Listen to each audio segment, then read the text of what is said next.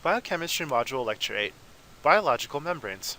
Biological membranes are based on the fluid mosaic model, which is a model that states that the cellular membranes are membranes that are in dynamic motion, kind of like a raft. These membranes are comprised of phospholipids in a bilayer, and these are free to move in the lipid raft, meaning that the phospholipids are not set in place. A flipase is noted as a protein that maintains bidirectional transport across the membrane. And another thing to note is that biological membranes are often coated by a sheath of carbohydrates called the glycoprotein coat. Note that there are other things involved and embedded in the membrane other than phospholipids. Let's go into these components in more detail. As stated earlier, lipids are the primary membrane component, and they're the medium in which the other components are embedded into. There are 4 types of lipids that are comprising membranes as well. Triacylglycerols are the phospholipid precursors in the membrane, and they're usually converted to phospholipids later. Glycerophospholipids replace one fatty acid with a given phosphate group, and they link to other hydrophilic groups as well because of this. Cholesterol is very, very present in membranes, and it contributes to membrane fluidity. If you have a lot of cholesterol in the membrane, you're going to increase the fluidity as a whole. Take note of this. This is a very common subject that the MCAT likes to try to test you on. Waxes are present in a much smaller quantity and often only in plants, but it's waterproofing and defensive. So anytime you have an area or a membrane that requires some sort of defense or waterproofing, you'll often see waxes. The next type of membrane component are proteins, and there are 3 types. Transmembrane proteins have one or more hydrophobic domains, and they're usually receptors or channels. Transmembrane, as the name would suggest, goes completely through the membrane. An embedded protein, however, is only pushed into the membrane, and it doesn't go all the way through. And membrane-associated means that they act as recognition molecules or enzymes, and are often located outside of the membrane. So, if we look at what these 3 are, transmembranes, so if I've got my membrane here, a transmembrane protein is going to go completely through the membrane like so. An embedded protein, on the other hand, is only going to stick to one side, either the exterior or the interior. And lastly, membrane-associated proteins are often just attached to the membrane externally. Cell-cell junctions come in 3 different types, and all of these types have different functions. Gap junctions allow for rapid exchange of ions and small molecules in between cells. As the name would suggest, these are gaps, which allows for good flow. Tight junction, as the name suggests, will prevent these sorts of transports, and they don't allow things through. And desmosomes, or hemidesmosomes, anchor these layers of epithelial cells onto things such as the intermediate filaments. You'll often hear tight junctions being called adherens junctions as well.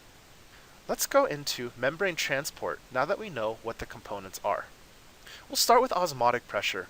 Obviously, biological life is immersed in water, which means that there is going to be osmotic pressure present.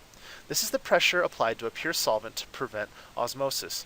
It's used to express concentration within a solution, and it is observed as the sucking pressure in which a solution is drawing water in. The equation is listed below as pi equals I mRT. This should be a review from your general chemistry solutions module. Passive transport is transport that requires no energy input, meaning that it goes down concentration gradients instead of going against it, which would obviously require energy in. There are 3 types of passive transports. Simple diffusion is one that does not require transporters. Through membranes, that means that these are small, nonpolar molecules that are moving from high to low concentration gradients. Take note that it has to be small and nonpolar to go through the membrane. Osmosis describes the diffusion of water across selectively permeable membranes. Note that it has to be selectively permeable, meaning that it has to allow water through. This will also go from a concentration gradient. So if one side has a higher solute concentration than the other, water is going to flow towards that side to try to equal out the concentration between the 2 sides. Facilitated diffusion does not require energy input as well, but it does require transport proteins to move impermeable solutes across membranes. These are simply stated as large and polar molecules.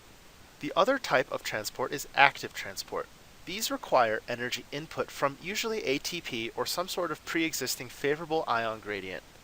Primary transport uses ATP or other energy molecules to directly transport molecules across the membrane.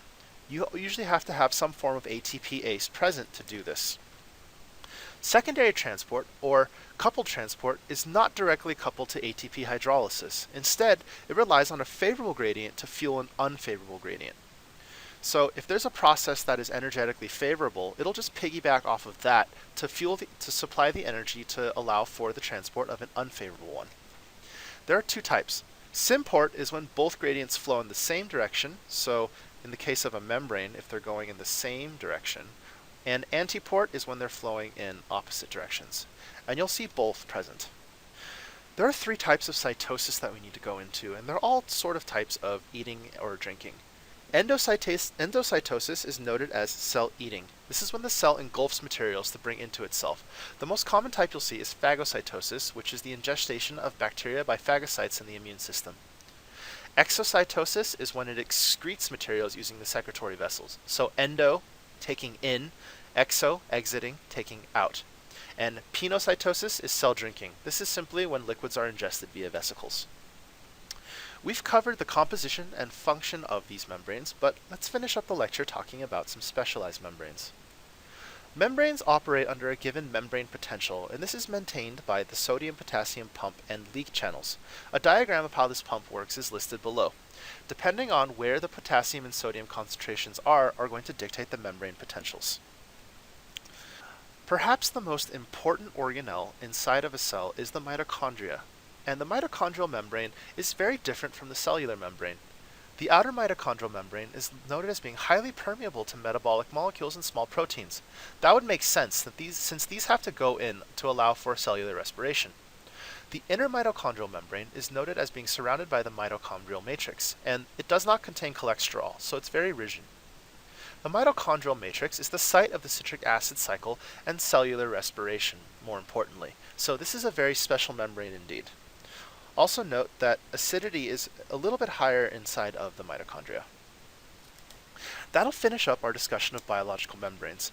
For the last portion of the biochemistry module, we're going to talk about cellular metabolism. We'll see you then.